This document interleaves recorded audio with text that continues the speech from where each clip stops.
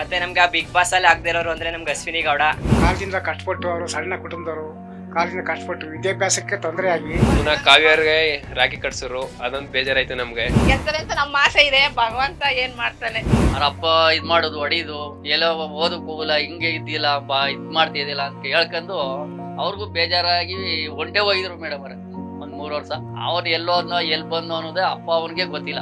ಈ season big boss ಅಲ್ಲಿ ಜಾಸ್ತಿ TRP ಬರ್ತಿರೋದೇ ಗಿಲ್ಲಿ ನಟನಿಂದ. ಅಶ್ವಿನಿ ಗೌಡ ಅವರು ಟಾರ್ಗೆಟ್ ಮಾಡ್ತಾ ಇದಾರೆ ಅವ್ರನ್ನ. ಏನೇ ಮಾಡಿದ್ರು ಗಿಲ್ಲಿ ನಟರ ಗೆಲ್ಲೋದು. ನಮ್ಮೂರ್ ಹುಡುಗ ಇನ್ನೂ ಬೆಳಿಬೇಕು, ಮತ್ತೆ ಮುಂದೆ ಬರ್ಬೇಕು. ಅವ್ನು ಸ್ಕೂಲ್ಗೆ ಹೋಗ್ಬೇಕಾದ್ರೆ ಆತರ ಕಾಮಿಡಿ ಜಾಸ್ತಿ ಮಾಡ್ತೀನಿ. ಅವನು ಮೊದಲನೇ ಕಿಚ್ಚನ ಚಪ್ಪಾಳೆನು ತಗೊಂಡವ್ರೆ, ಅದು ನಮ್ಗೆ ತುಂಬಾ ಖುಷಿ.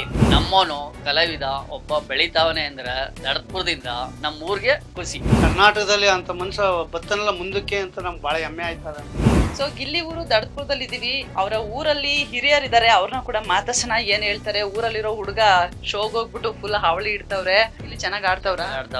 ಒಂದೆರಡು ಅವರೇ ಈಗ ಚೆನ್ನಾಗಿ ಮಾತಾಡಿ ಒಳ್ಳೆ ಕಾಮಿಡಿಲಿ ಒಳ್ಳೆ ಎಲ್ಲರೂ ಅದ ಸಂಪ್ರದಾಯಕ್ಕೆ ಇಟ್ಕೊಂಡು ನೆಗ್ನೆಗಿಂತ ಖುಷಿಯಾಗ ಮಾತಾಡ್ತಾ ಇದ್ದಾರೆ ಮೇಡಮ್.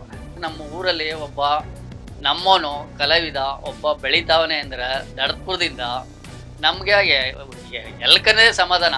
ಅವ್ರಪ್ಪ ಇದ್ ಮಾಡೋದು ಹೊಡಿದು ಎಲ್ಲೋ ಓದಕ್ ಹೋಗಲ್ಲ, ಹಿಂಗೆ ಇದ್ದಿಲ್ಲ ಬಾ ಇದ್ ಮಾಡ್ತಿದ್ದಿಲ್ಲ ಅಂತ ಹೇಳ್ಕೊಂಡು ಅವ್ರಿಗೂ ಬೇಜಾರಾಗಿ ಒಂಟೆ ಹೋಗಿದ್ರು ಮೇಡಮ್ ಅವ್ರ ಒಂದ್ 3 ವರ್ಷ.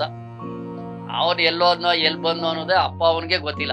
ಯಾರ ಜೊತೆನೂ ಜಾಸ್ತಿ ಜಗಳ ಮಾಡ್ಕೊಳಕ್ ಹೋಗಲ್ಲ. ಜಗಳ ಮಾಡ್ಕೊಂಡ್ರು ಎಲ್ಲರ ಜೊತೆನೆ ಕ್ಯಾಸುವಲ್ ಆಗಿ ಚೆನ್ನಾಗಿ ಮಾತಾಡ್ತಾರೆ.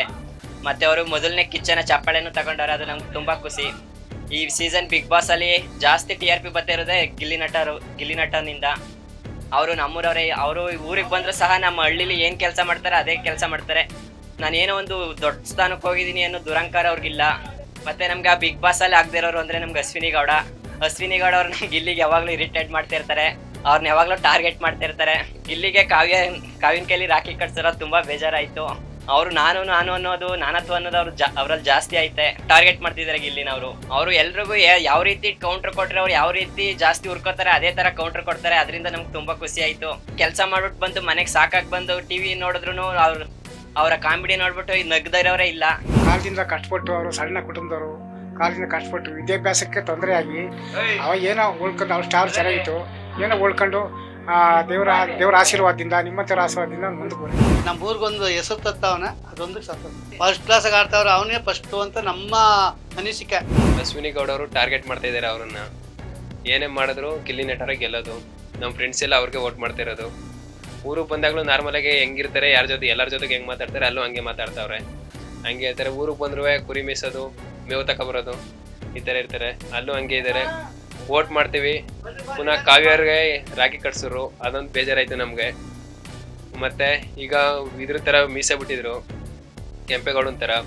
ಅದನ್ನ ಕಾವ್ಯಂಗೋಸ್ಕರನೇ ಮಾಡಿದ್ದು, ಕಾವೇರಿ ಹೇಳಿದ್ಕೆ ಮಾಡಿದ್ದು. ಚಂದ್ರ ಇವರು ಮಾಡಿದ್ರು. ಮತ್ತೆ ಅದನ್ನು ಎಲ್ಲನೀಗ ಪುನಃ ಸೇವ್ ಮಾಡ್ಬಿಟ್ಟಿದ್ದಾರೆ. ಬೆಳಗ್ಗೆ ನೋಡಿದೆ, ದಿನ ನೋಡ್ತೀವಿ. ನಮ್ಮ ಪಾಪು ಇದ್ದಾನೆ, ನಮ್ಮ ಅಕ್ಕನ ಮಗ. ಅವನು ಯಾವಾಗಲೂ ಅವನ್ನೇ ನೋಡ್ತಾನೆ. ನಲ್ಲಿ ಮೂಳೆ ಅಂತ ಕರಿತಾನೆ ಯಾವಾಗ್ಲೂ ನೋಡ್ಬಿಟ್ಟು ಅನ್ನ. ಅವರು ತುಂಬಾ ಚೆನ್ನಾಗಿ ಮಾಡ್ತಾ ಇದಾರೆ. ಎಲ್ಲರೂ ವೋಟ್ ಮಾಡ್ತಾ ಇದೀವಿ, ಗೆಲ್ಲಿಸ್ತೀವಿ. ಅವ್ನು ಸ್ಕೂಲ್ಗೆ ಹೋಗ್ಬೇಕಾದ್ರೆ ಆತರ ಕಾಮಿಡಿ ಜಾಸ್ತಿ ಮಾಡ್ತೀನಿ. ಅವನು ಒಂದ್ ಪೆನ್ನು ಒಂದ್ ಎಕ್ಸೈಸ್ ಪಿನ್ ಹಿಡ್ಕೊಯ್ತಿದ್ದು ಅವನು ಯಾವಾಗ್ಲೂ. ಯಾಕೋ ಬ್ಯಾಗ್ ತಗೋಗಲ್ಲ ಅಂದ್ರೆ ನಾ ಹೋಗ್ತೀನಿ ಬಿಡು, ನಿನ್ಗೆ ಏನ್ ನೀರು ಚಿಕ್ಕಮ್ಮ ಅಂತಲೇ ಅಂತಿದ್ದು. ಗೆಲ್ತಾರೆ ಅಂತ ನಮ್ಮ ಆಸೆ ಇದೆ, ಭಗವಂತ ಏನ್ ಮಾಡ್ತಾನೆ. ಅವ್ನಿಗೆ ಜನ ಎಲ್ಲ ಕನ್ನಡಿಗರು ವೋಟ್ ಮಾಡಿದ್ರೆ ಗೆಲ್ತಾನೆ.